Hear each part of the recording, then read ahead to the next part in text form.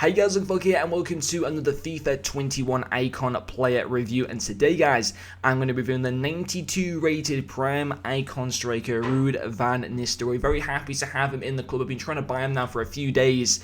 And just like Crespo, when I reviewed him yesterday, their prices had been fluctuating so much, but for the most part, the icon market in terms of the prime icons, they're starting to come down and down and down every single day now, which is kind of making it a little bit easier to be able to go and afford these icons and actually review them. But I did pay 570,000 coins for this Van Nistelrooy card.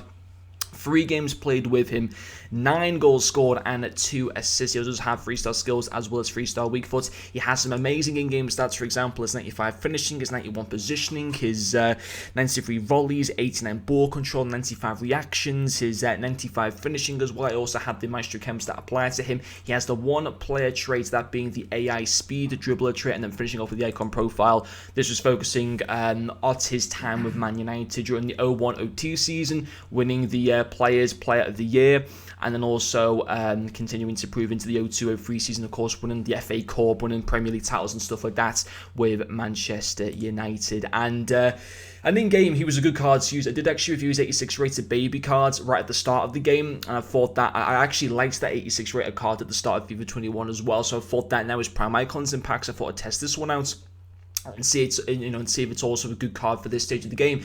And he is. I mean, he got me 11 goal contributions in the 3 games, which was fantastic. Of course, his finishing will have to go down as a major positive to him. 91 positioning, 95 finishing, 92 shot power. That Maestro Chems as well takes that shot power up to 99, which is fantastic. Yes, he's only got 3-star weak foot, but that actually doesn't matter too much. Weak foot doesn't matter quite as much as what it has done in previous years. So actually having a 3-star weak-footed player, obviously, if it's 4-star or 5-star, obviously that's going to be better, of course, but it doesn't have to be at a 4 or 5-star. Having a 3-star weak-footed player actually, in my opinion, isn't too bad, and he still came in with the 9 goals in the 3 games. His finesse shots were good. In particular, from inside the box, he's fantastic. The power he can put behind his shots is very, very impressive.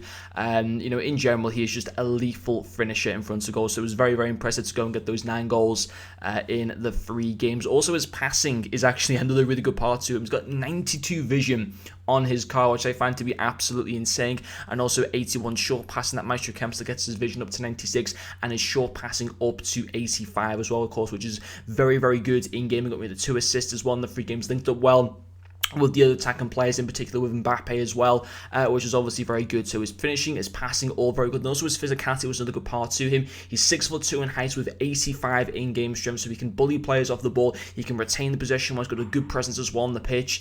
He is very much like a target type of man striker, which I personally like. Having like Mbappe is like a pacey, speed dribbler type of player, and then having someone else, Van Nistelrooy, who's a target man, a poacher in front of net.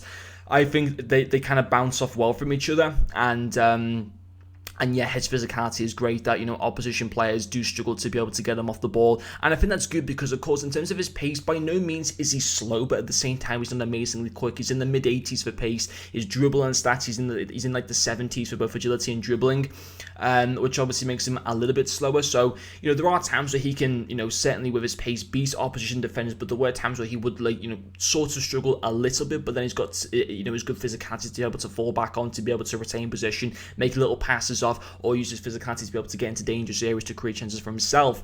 And then also, he doesn't feel too clunky. At the same time, he's not going to be as smooth as like an Mbappe or as like a Gianfranco Zola or something like that. But he isn't that clunky. I've used cards like Trezeguet, who I've used in the past, and like Shearer and stuff, feel a lot more clunky than what a Van Nistelrooy feels. So actually, I wouldn't let the agility and the balance put you off this card at all. I don't think the major concerns. But on the whole, he's a really, really good card to use. I think what I would say for these icons is they're going to continue to keep falling down in price. I mean, since I've been reviewing these prime icons, they keep going down and down and down in price. I remember when I was looking to try and buy Van Nistelrooy a few days ago, you couldn't get them for anywhere less than 650,000 coins. A few days later, and you can now buy them for 570,000 coins, and that's going to keep on going as we get towards Team of the Year and people start to panic sell to try and get as many coins, to get ready for Team of the Year, to buy Team of the Year players. These prime icon prices are going to keep going down and down and down. So just keep studying the icon market market and try and find the best time to buy them.